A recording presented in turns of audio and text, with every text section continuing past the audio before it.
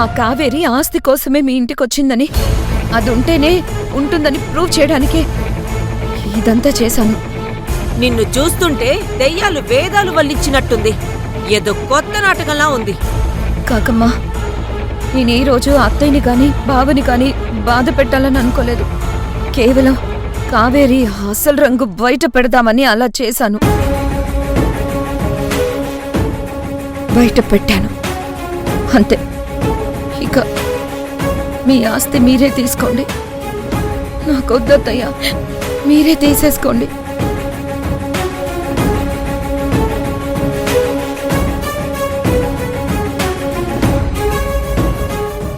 భువనా, ఇంకా ఆలోచిస్తావెందుకు?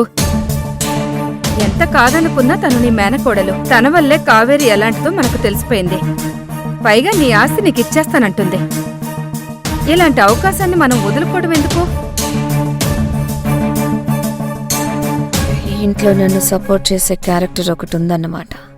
దీన్ని మనం వాడుకోవాలి. ఏ యమజా, వచ్చిన పని అయిందిగా, ఇక వెళ్ళావు. లేదు అత్తయ్య, ఎవరో ఇంట్లో ఉండాల్సిన అవసరం లేదు. ఆ ఇల్లు అత్తయ్యది, వాళ్ళు అక్కడే ఉంటారు. అత్తయ్య, బావా, మీరు బయలుదేరండి.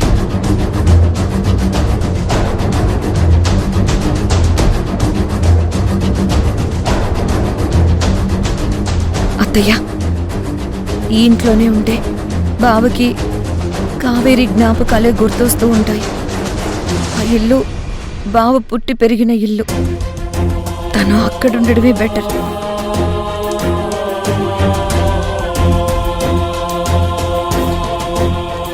భువనా,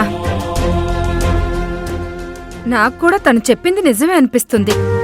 ఇక్కడే ఉండి కావేరిని గుర్తు తెచ్చుకుని బాధపడటం కంటే అక్కడికి వెళ్లి కొత్త జీవితాన్ని స్టార్ట్ చేయటం బెటర్. అదేంటన్సూయ, ఆ ఇంట్లో మాత్రం కావేరి తిరగలేదా?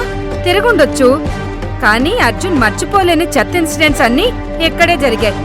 అందుకే ఆ ఇంటికి వెళ్దామంటున్నాను.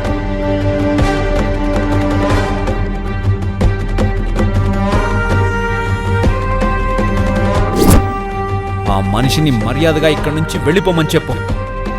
తన మొహం చూడడం కూడా నాకు ఇష్టం లేదు. అమ్మా,